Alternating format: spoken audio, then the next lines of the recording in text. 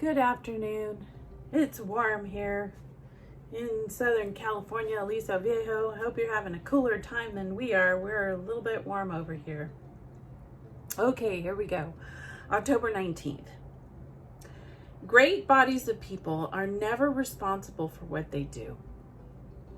Virginia Woolf, 1882 to 1941. There will always be evil forces to be conquered or managed. History books sometimes simplify good and evil with clear-cut villains and victims. When we read about World War II, we read about Hitler as the persecutor, concentration camp hostages as the victims, and the Allied forces as the rescuers. See Endnote 11. The, quote, great bodies of people who are never responsible, end quote, are the many that were complicit or passive, engaging in systematic discrimination and who could have or should have risen up against fascism.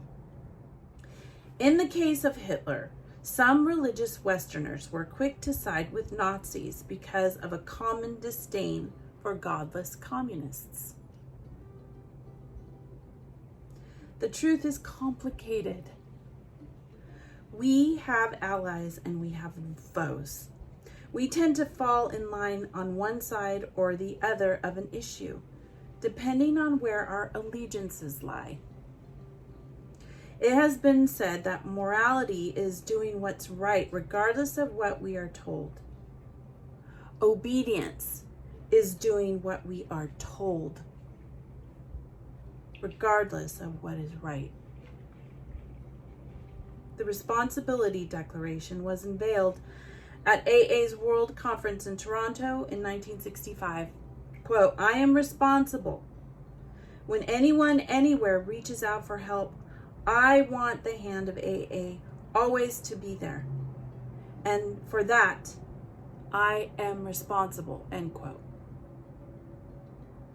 In our recovery program, we don't rely on someone else's system to carry the message and ensure the stewardship of our fellowship.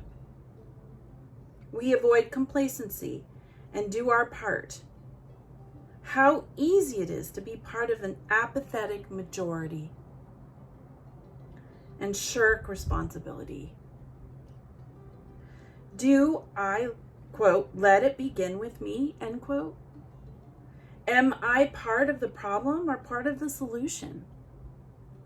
Can I bring sanity, humility, and responsibility to the dilemmas of the world I live in?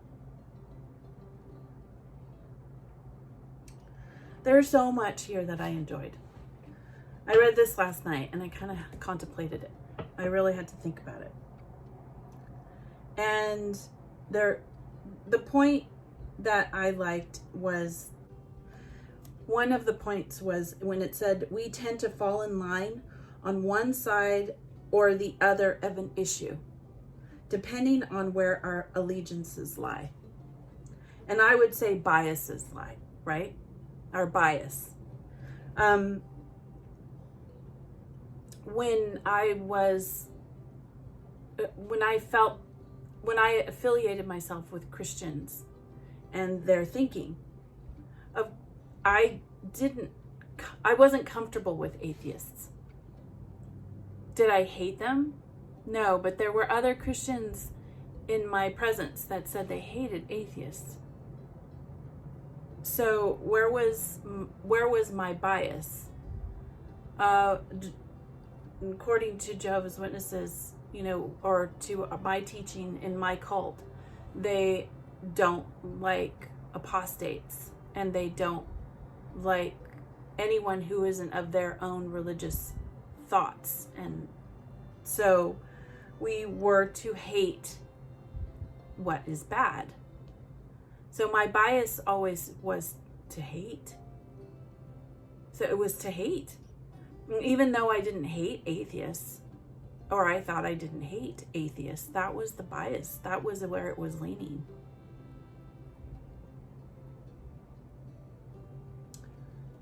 complicit or passive.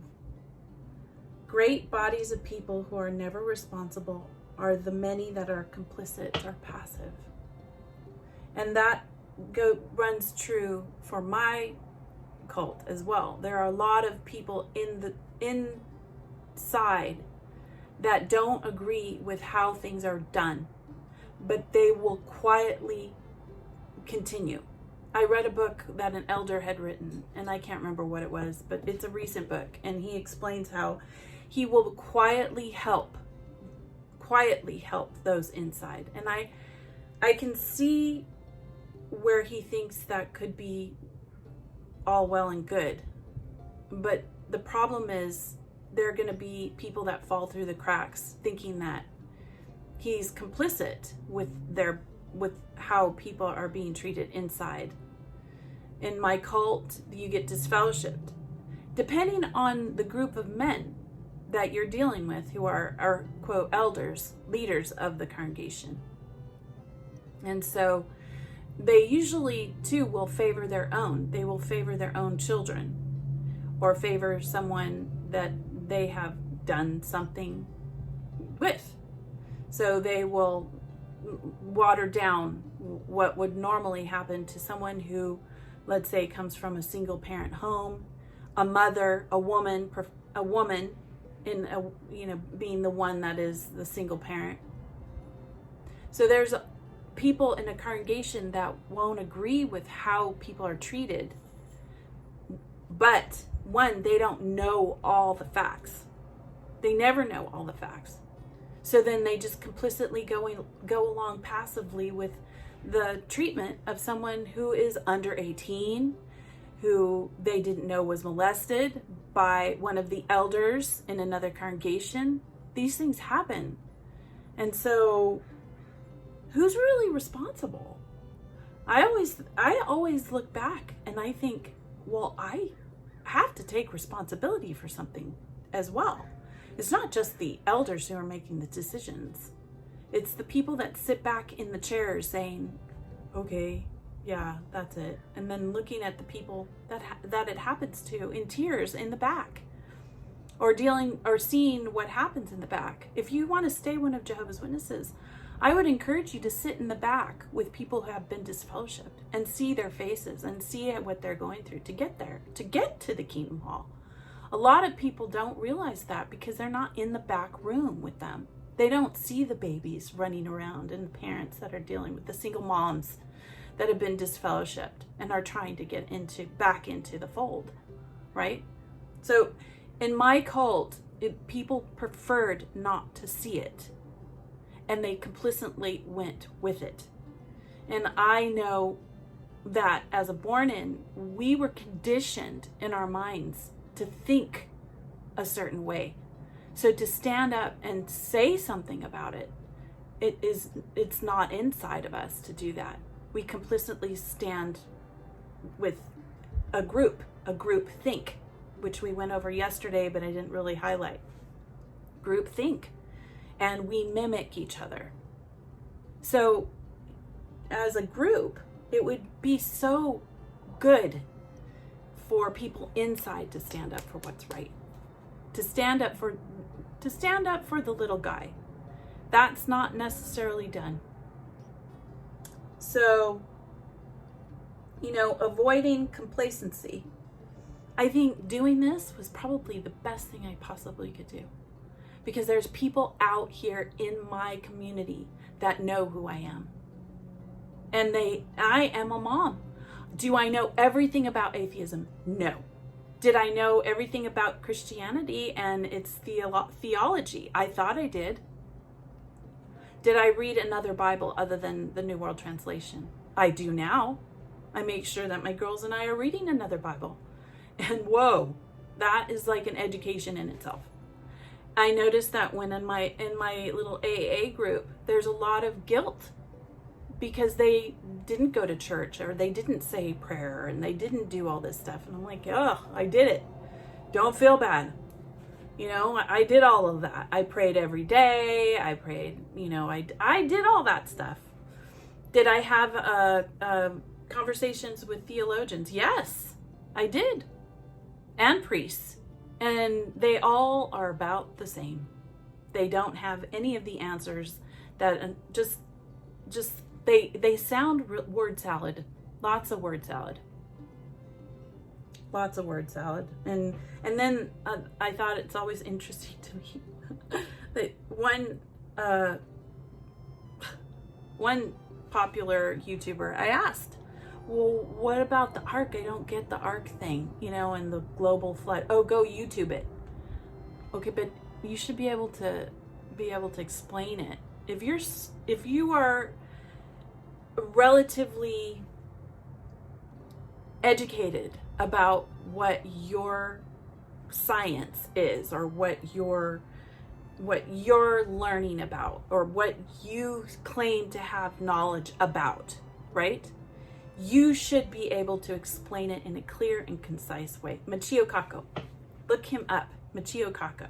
He is the coolest guy, and he can explain science like a normal person, like sitting down explaining to you how things work. And he doesn't make you feel stupid.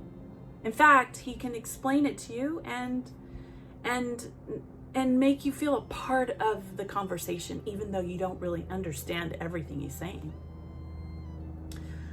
I think people who are really masters at what they're explaining can give you they can give you solid evidence of what it is. Facts. Solid facts. And then, of course, you would have to make your own decision. But to give you the statistics, the facts, that helps you make a decision. Ignoring it is being complicit. Ignoring it, pretending it doesn't exist. No, I don't really. Or not really educating yourself to the fact that what's happening to someone. Like I did think of I remember as a young kid thinking of all the people who were affected in Germany. How did all these other people do that were watching? How could they see these things and not see the injustices? Why didn't they do anything about it? So if you are an active Jehovah's Witness, make a stink. Say something about it. And I think if everyone has the conversation, the uncomfortable conversations, I'm right there with you. I need to have the uncomfortable conversations. I think that there are people that won't listen, but you planted a seed somehow. It doesn't go away. I know, look at my community, and there were people that reached out to me and we're good friends. So now we can begin again, all of us. It isn't wrong to start over. We can have do-overs. While we exist, we have do-overs. We have time. We can do things over again and make better choices. Not being apathetic and not shirking responsibility. Yeah, so we can do little things. It doesn't necessarily mean we have to change the entire universe with our changes. We can make these little changes and make a big impact. It could mean somebody else's life in your kingdom hall. People kill themselves because they get disfellowshipped. What can you say after when somebody gets disfellowshipped? You can walk up to them and give them a hug and say, hey, you know what? This isn't fair and I don't agree. And I'm right there. I'm not going to stop talking to you. You can always come to me if you need help. If you get thrown out, I'm here. And I'll deal with the elders. And whatever retribution. There are people out there that can do that. And they have the strength to. And they can help other people that they see are hurting. And there's a lot of good. I believe that there's a lot of good Jehovah's Witnesses that want to do what's right. But they're scared. And they have to change their brains. And then they can make changes. And I implore that. I think that we can do that. People outside, on the outside, can encourage changes. I don't treat anybody any differently. When I left the organization, I still say hi to people. And you know what? I've gotten good responses. Do they want to have a full-on conversation with me? No. Do I want to have a full-on conversation with them? Probably not. But they know I'm here and I'm not changing because they made some stupid decision, or that, people that don't agree. I'm a good person. I haven't done anything to warrant the label that they've given to me. I'm a good person.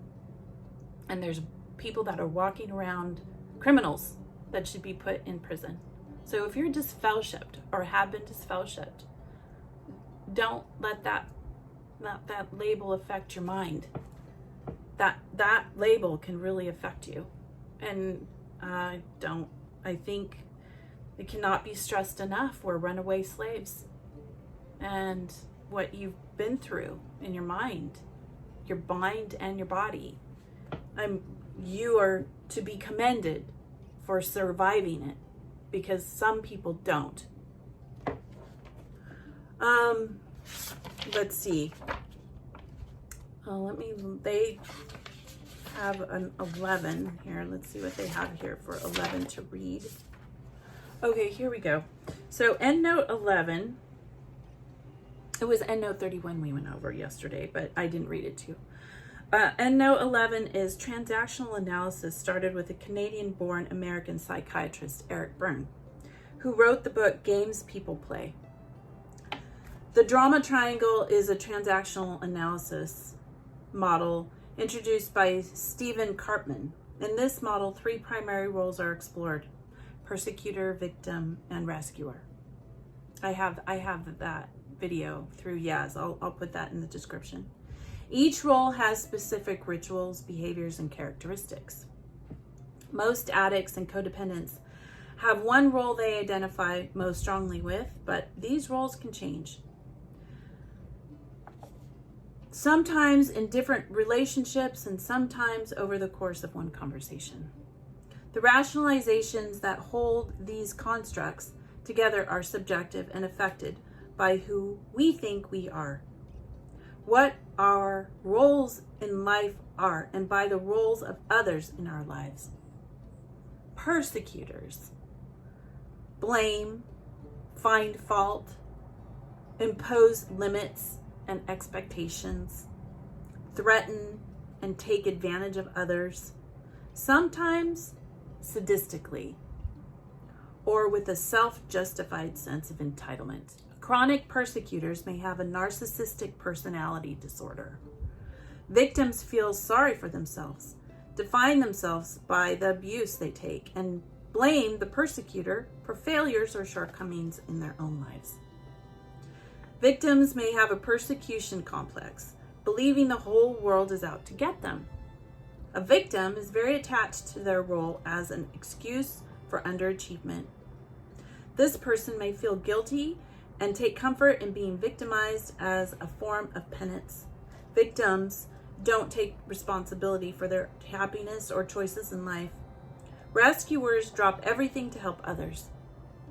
Rescuers resent the burden of others, but keep victims dependent on them to satisfy their own roles or scripts. Rescuers feel guilty if they don't step in, often believing they are carrying the weight of the world on their shoulders. Rescuers are defined by little else and welcome the role as an excuse to underachieve in their own lives. People in the rescuer role may be passive-aggressive. They may fantasize about being recognized for heroism without owning up to it. For further information about the drama triangle, accessed November 26, 2013, and then it gives you a website. So that's what the additional information was that they wanted us to look up in the EndNote. So this happens to what I just read to you. It makes clear that Hitler was the persecutor, right? And the concentration camp survivors, or concentration camp hostages, were the victims, and the Allied forces were the rescuers. And then we find that in life.